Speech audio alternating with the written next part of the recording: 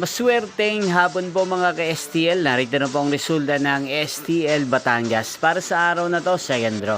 March 13, 2026, araw ng Biyernes. Naway ang mga natayaan nyo pong mga numero kanina ay manalo nawa ngayong hapong ito, 4:30 PM. Kaya kunin nyo na po ang inyong mga ticket. Narito na po ang resulta.